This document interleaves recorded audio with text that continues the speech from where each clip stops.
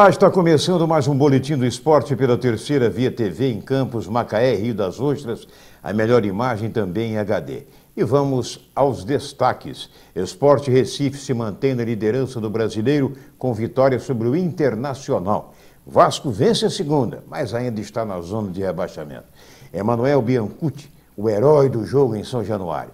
São João da Barra perde pontos no Sub-20 e Americano se classifica para as semifinais. Comentarista convidado Sidney Ribeiro fala sobre as possibilidades de Americano no triangular e analisa a situação na Rua do Gás. Campeonato Master Cinquentinha também é notícia no Boletim do Esporte. Americano pode ser penalizado pelo TJD da Federação. Tudo isso agora, aqui na Terceira Via TV. Vamos começar o boletim de hoje dando destaque ao futebol amador de Masters, o Cinquentão 2015, que prosseguiu no fim de semana com a realização da 8ª rodada do turno, que classifica os 8 primeiros colocados para a fase do mata-mata. Ontem estive com Vanderlei Palinha, que foi um dos craques dos gramados campistas nos anos de 1970, 1980, pelo Goitacás. Ele nos passou os resultados dos jogos. No principal deles, o gramado derrotou o Limite do Clóvis por 1-0, em jogo dos mais disputados. Com isso, se manteve na liderança do campeonato, agora com 21 pontos. Em outro jogo, o Solizé derrotou o Riachuelo por 2-1 e continua na vice-liderança na cola do gramado com 19 pontos. O Solizé é uma agremiação de Guarulhos que já teve um dos melhores times de futsal de Campos e fundada pela família de Oriovaldo Areias, o Cabeção. O Eldorado perdeu para o Aventureiro por 3-1 e o Ipiranga não foi além de um empate com o São Jorge em 3-3. Torino e Outeiro não saíram do 0-0, mesmo placar de Vitor Sense e Leopoldinense. Após a 8ª rodada da fase de classificação, o gramado é líder com 21 pontos, em segundo está o Solizé com 19, em terceiro, Riachuelo e Limite com 12. Em quinto, Rádio Táxi com 11. Sexto, Ipiranga 10. Sétimo, Outeiro com 8. E em oitavo, o Eldorado com meia dúzia.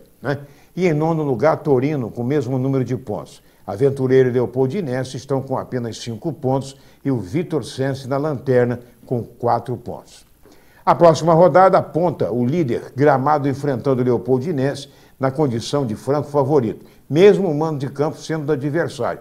O vice-líder Solizé terá compromisso aparentemente mais difícil, enfrentando o Rádio Táxi, que tem 11 pontos e é o 5º colocado. O Riachuelo enfrenta o Limite do Clóvis, sendo que os dois têm o mesmo número de pontos, 12, o que promete ser um jogão. Mando de campo do Limite. Nos outros jogos, Ipiranga e Torino, Outeiro e Eldorado. Finalmente, Aventureiro e Vitor Sense na briga para fugir da lanterna. Amanhã a gente fala do Quarentão, que é dividido em 2 grupos, sendo no grupo A, que é liderado pelo Leopoldinense, com muita folga, enquanto no B, o Aventureiro está na frente, seguido de perto pelo CRA. Amanhã, mais detalhes. Olha aí, gente, o Vasco obteve ontem à noite sua segunda vitória no Campeonato Brasileiro da Série A 2015, ao derrotar o Avaí em São Januário por 1-0. Foi a segunda vitória consecutiva do time da Cruz de Malta em menos de uma semana sob o comando de Celso Rotti. Só que desta vez o Vasco jogou bem melhor do que o adversário e mereceu a vitória. O único gol do jogo foi marcado pelo argentino Emanuel Biancucci no segundo tempo. Mesmo com o primeiro tempo terminando em 0-0, o time não saiu para o vestiário vaiado como das vezes anteriores, já que, como eu já disse, teve boa atuação. E jogando na Ilha do Retiro, o Sport Recife se manteve na liderança do Campeonato Brasileiro, ao derrotar o Inter de Porto Alegre por 3-0. Placar construído no primeiro tempo com 2 gols do atacante André, que já esteve no Santos, esteve no Vasco, pertence ao Atlético Mineiro, sendo um de pênalti. O time pernambucano dominou as ações durante os 90 minutos, mas apenas no segundo tempo ele se preocupou em administrar a vantagem. O outro gol foi marcado por Marlone, que também jogou e é cria do Vasco. Em Joinville, o Flamengo deixou a zona de rebaixamento, derrotando o time da casa por 1-0. Primeiro tempo terminou com placar de 0-0. Foi difícil de se ver. Muito fraco tecnicamente o jogo. No segundo tempo, Emerson Sheik, se mostrando muito oportunista, como sempre, fez o gol da vitória rubro-negra. Mais cedo em BH, o Atlético derrotou Curitiba por 2-0. Curitiba está na zona de rebaixamento, com gols de Thiago Ribeiro. Na Arena, Palmeiras, Egídio e Cristaldo fizeram para o Palmeiras na vitória sobre a Chapecoense. No Paraná, o Atlético derrotou São Paulo por 2-1, fazendo com que o tricolor paulista deixasse o G4, né?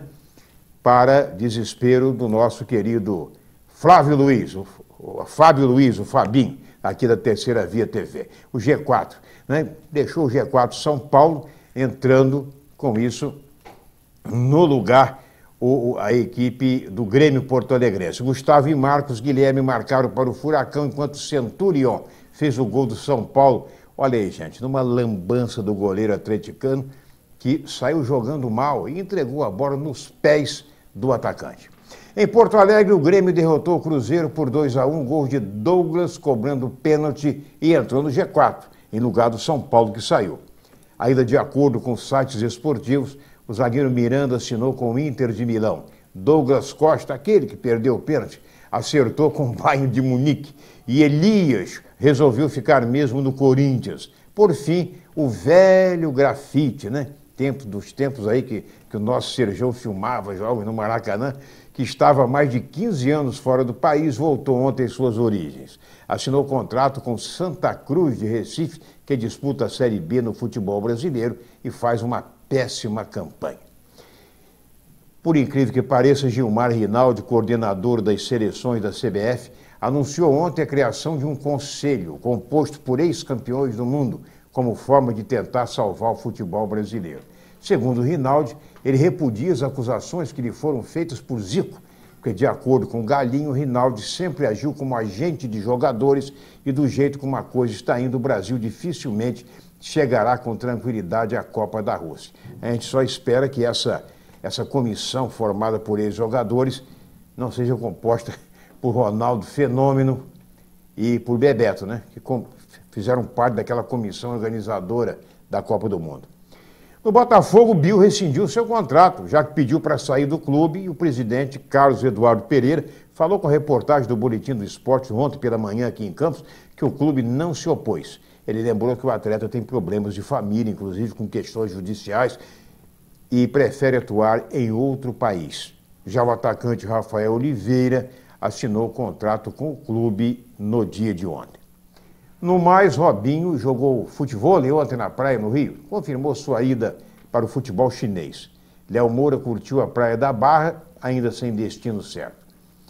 Olha aí, o americano, gente, a gente tem uma notícia aqui desagradável, que também foi divulgada pelos sites esportivos. Depois de 2 semanas do acontecido, o procurador do Tribunal de Justiça Desportiva da Federação de Futebol do Rio de Janeiro, ele resolveu denunciar o americano. Sabe por quê? Por causa daquele artefato que foi jogado de fora do estádio Arídio Oliveira e Souza, que atingiu um jogador do Duque de Caxias. Jogador até chamado Maquelele, não é? Pois é, diz que o americano está em curso no artigo 213, né, do CBJD. Quer dizer, é o americano, ele pediu, inclusive, que o americano tenha 6 jogos de perda de mando de campo e ainda sujeito a uma multa de R$100 mil por aquilo que aconteceu. Embora o árbitro não tenha colocado na súmula nada que o artefato veio de dentro do estádio, da torcida, e isentou completamente o americano. Mesmo assim, o procurador quer que o americano seja punido e que pague a multa de R$100 mil. O departamento jurídico do americano já deve ter sido acionado lá pelo Luciano Viana, doutor Carlos Abreu, porque isso aí é brincadeira. O americano vai mesmo disputar as semifinais do estadual Sub-20, no lugar do São João da Barra. O time da vizinha cidade perdeu ontem no Tribunal de Justiça da FERJ 6 pontos.